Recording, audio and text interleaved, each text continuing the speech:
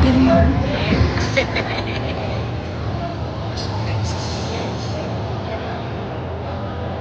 Narito na po ang pinakamamahal na lungsod ng Maynila, ang Alcalde Francisco Yorme Isko Moreno Dumagoso, together with our Vice Mayor, Angela Lei Chi Atienza.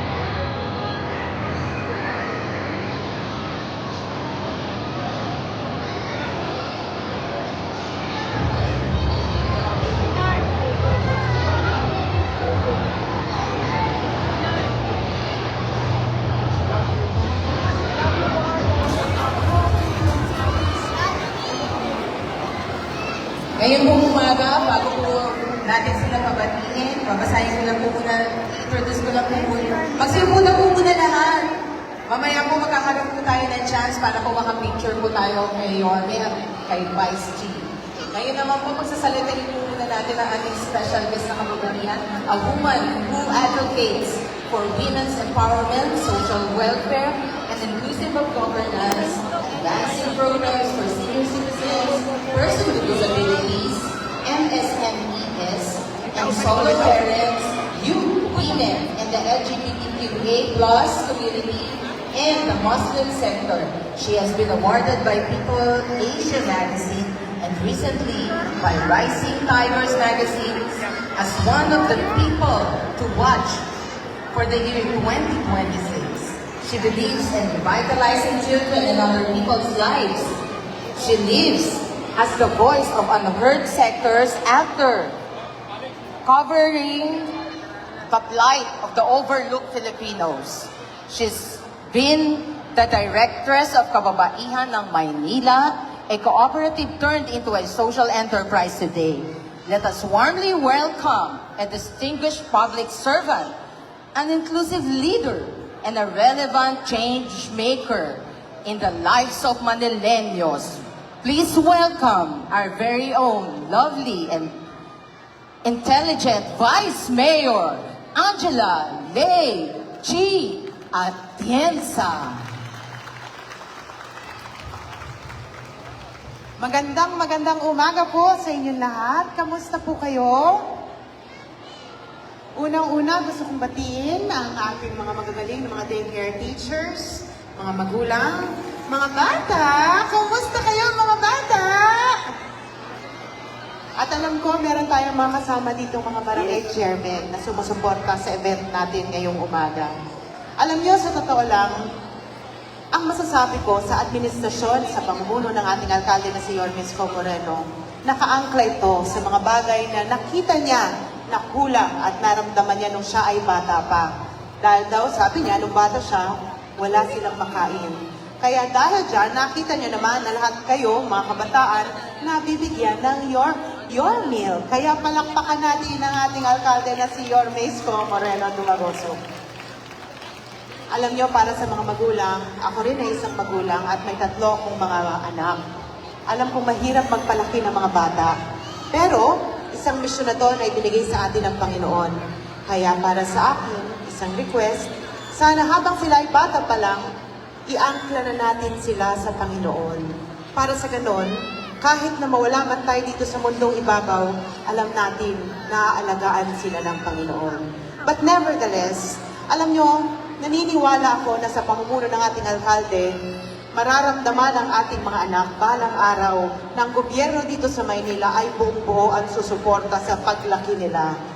At ako naman, bilang Vice Alcalde at Presiding Officer ng ating alkalde ng City Council, makakaasa kayo na susuporta ako and to make sure na mapapangalagaan natin ang kinabukasan ng inyong mga anak. Hindi ko na ito pahahabain, dahil alam ko excited na kayo, at sa sobrang excitement ko, mukha na nga rin ako ng isang magulang ng batang gagraduate ngayon sa aking kasuotan. Pero gusto ko lang alam ninyo na mahal ng gobyerno ng Maynila ang inyong mga anak. Kaya makakaasa kayo na tatayuan namin sila. Maraming salamat po. And congratulations sa lahat.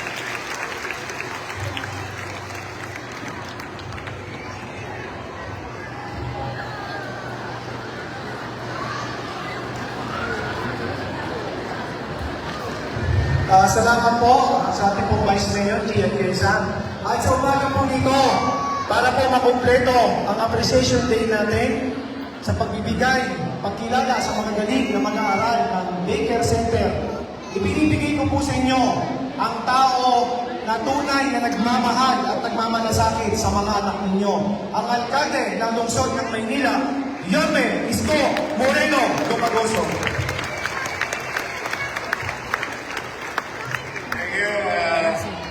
Director Jay De La Puente at sa po ng ating mga kasamahan sa MDSW. Palakpakan natin ang ating mga daycare teacher at mga MDSW employees.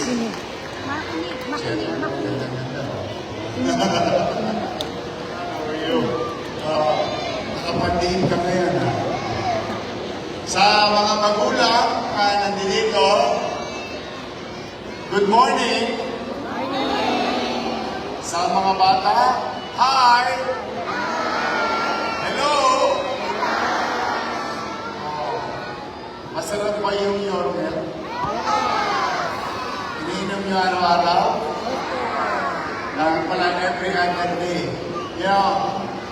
Mga nanay, mga tatay na nandito, nakakatuwang isipin na yung inyong mga anak ay sumisigla, lumulusog at lumalakas. Dala ng isang programa ng pamahalang lungsod ay ang pagtibayin ang kanilang kalusugan habang sila ay papalaki. Now, and let me share to you, sooner or later, your sons and daughters will go to regular school. Kinder, grade 1. Yan ay mga unang pupuntahan ng mga anak ninyo. Now, matanong ko lang ang mga magulang na nandito at lolo't lola na excited lagi sa apo nila. Gusto nyo bang ituloy natin yung nutrition program ng lungsod ng Maynila?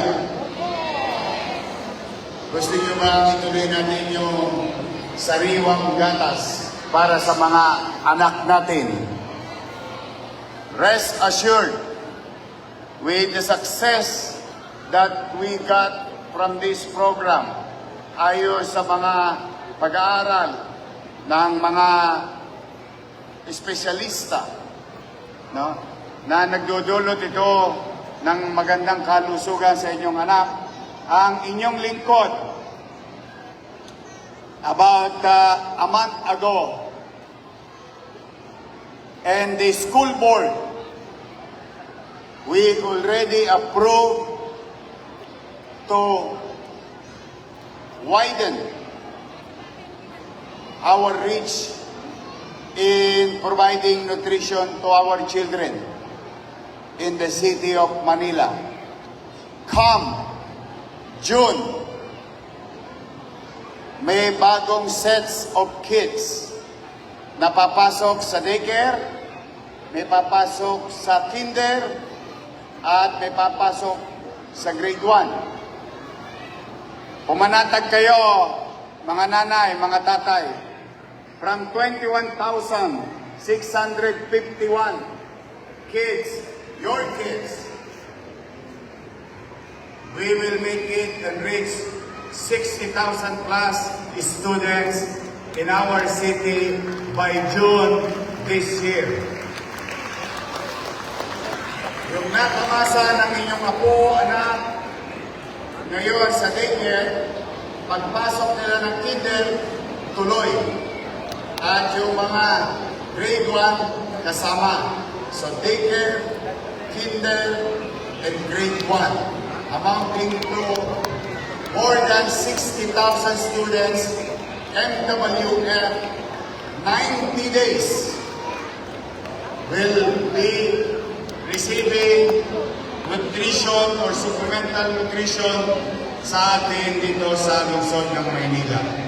Yan ay isa sa mga programa ng inyong lungsod na kung saan ako mismo ang nakapasa ng isang pag-aaral ng mga dalubhasa sa ating bansa through national government that stunting of growth ng mga bata sa buong Pilipinas ay lumagawa. Kaya immediately when I read and share it to our nutritionists in the city, and they said it's true. So that's why immediately kahit wala tayong kapera-pera nung mga nagdaang buwan, ay talagang nagsubi ako, nagtabi ako, naghanap ako ng pera to address this. And the best way to surgically address this is by providing milk. Yung iba sa inyo dito, taas na kamay ng tumira ng claim, mga batang magriban kung araw. O, kita ninyo. Di ba, titibay natin? Kahit mapuyat. O, matibay ang puto. Pangira. Yung naranasan natin, nung lumang panahon, galing sa pamahalaan, na matagal na hindi nangyari, ay ngayon ipararanas natin sa inyong mga anak. Kaya po mga magulang, pumanatag kayo sa kinabukasan ng inyong anak, sapagkat ang administrasyon nito ng lungsod ng Maynila ay nakatuon sa 3 letra. MBN, Minimum Basic Needs. Under that, housing, healthcare, education, and jobs. Yun po, yung 4 na yun, kahit na maliit ang kakayahan natin sa pananalapi, malaking porsyento noon ay nakapuhunan para tugunan yung basic needs ng ating mga kababayan. Diyan po tayo mamumunan in the coming years and maybe decades of our lives while I am your mayor. So ngayon naman, ay nais ko sabihin sa inyo na yung aking mga lolo't lola, PWD, solo parent, teachers, police, lahat sila ay makatatanggap ng mas maaga na mga bagay na dati na nilang natatanggap na sinimulan natin nung una natin termino. And the reason behind is, alam ko, hirap na hirap kayo sa presyo ng gasolina, sa presyo ng crudo. Ang presyo ng gasolina ngayon, o presyo ng diesel, pwede mo nang i-spray sa katawan mo. Kasi presyo na siya ng mata mo. Sad to say.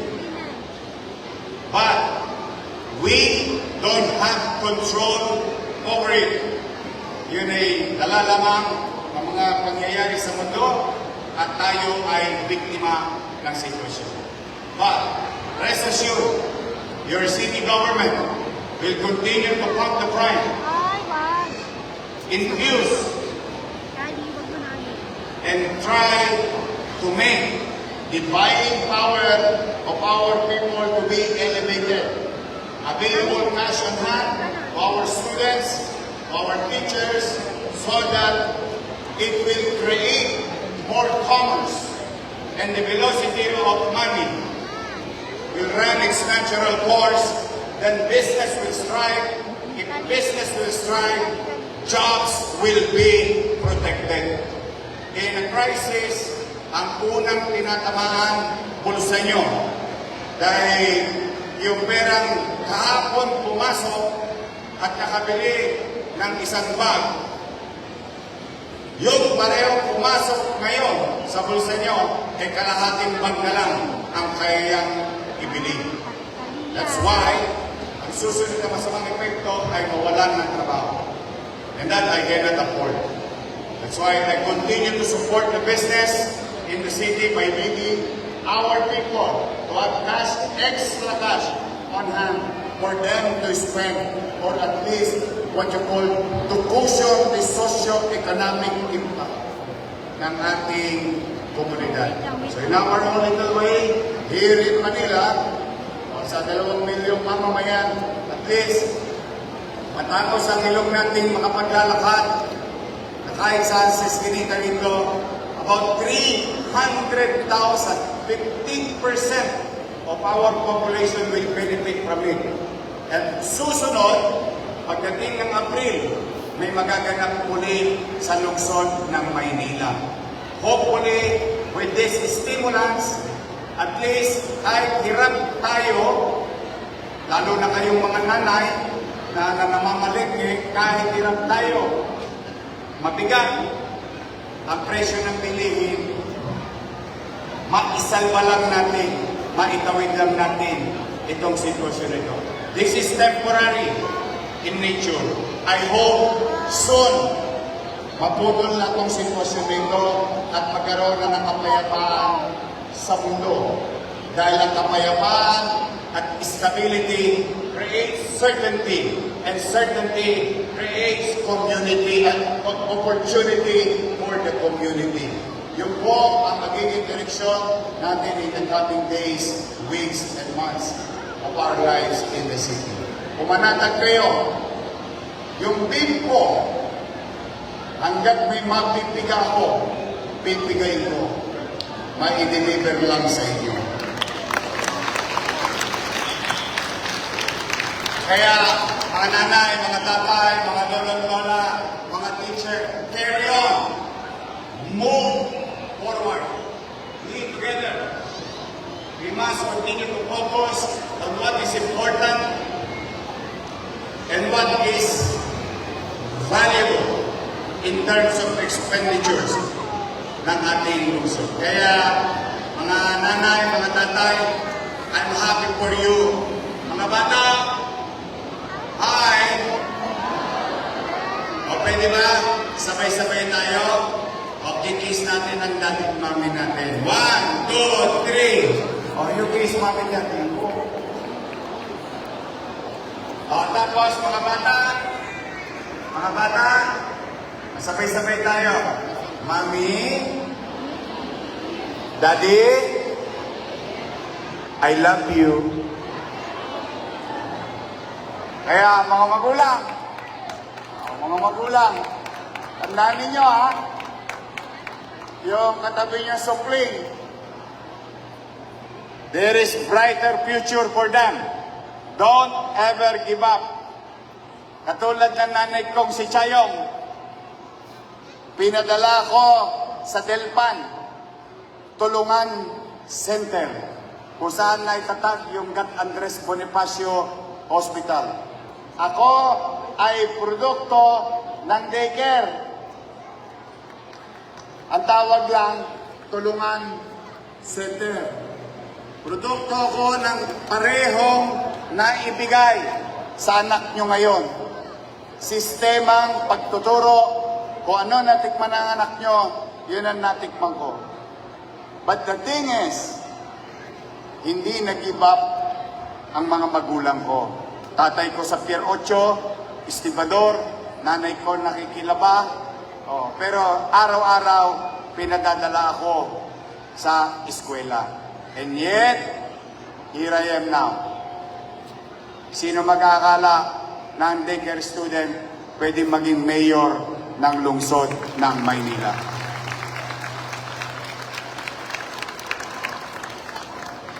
Kaya kung bakit mapapansin ninyo, Almario, Albert, Manila Science, Magsaysay, mapapansin ninyo, bakit yung mga pinagagawa nating paralan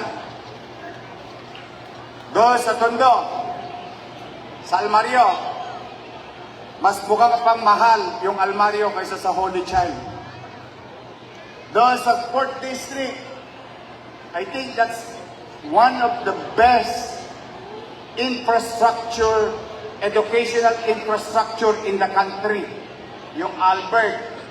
So why are we building this? Bakit ganito kamahal ang pamumuhunan ko sa mga mag-aaral sa Maynila?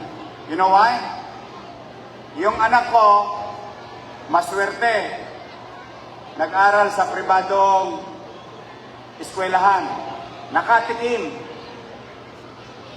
ng mga magagandang pasilidad. Good for them. Tayo, hindi.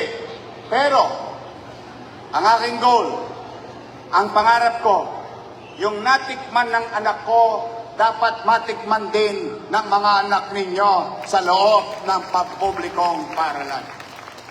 That's why we try our best to invest, develop spaces, convenient spaces between teacher and student ratio in a classroom. Convenient facility, top-notch facility, because you deserve better from your city government. Kaya sa mga nanay, sa mga tatay, keep it up. Go on. Habang naglalakbay kayo sa pagsubok ng buhay, huwag na kayong tumingin sa likod. Nasa gate nyo lang ako, kasabay sa paglalakbay ninyo. Sa bandang Nangka, bandang Wakali, sabay-sabay tayong iraraos natin ang inyong mga anak sa magandang bukas na kanilang kakaharapin. So sa parents, congratulations! And I wish you all the best. And I hope that God will always give you good health. At least, if I have one prayer, ang gusto ko na lang maging malusog muna kayo. Because with your good health, you can continue to provide for your family. Mahirap ang pera, pero ang pera pag pinagsikapan, darating din. Pero ang buhay pag nawala, wala na. Kaya siguro for the meantime, let me do my job, let me do my work. But I pray that at least maging malusog lang kayo. At least tabla-tabla, walang natalo, walang nanalo. Maging malusog kayo para mairaos natin together. Tatay, nanay, lolo, lola, pamilya, gobyerno ng Maynila, maitawid natin ang mga bata sa susunod na panahon.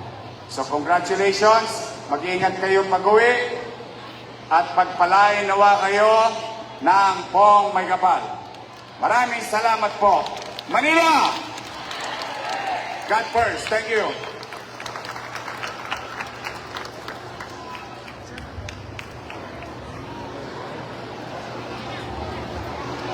Inaanyayahan po natin ang ating mahal na alkalde ng Luzon at ang ating Vice Mayor para pong magpa-picture po together with our awardees and the guests ng ating Child Appreciation Day.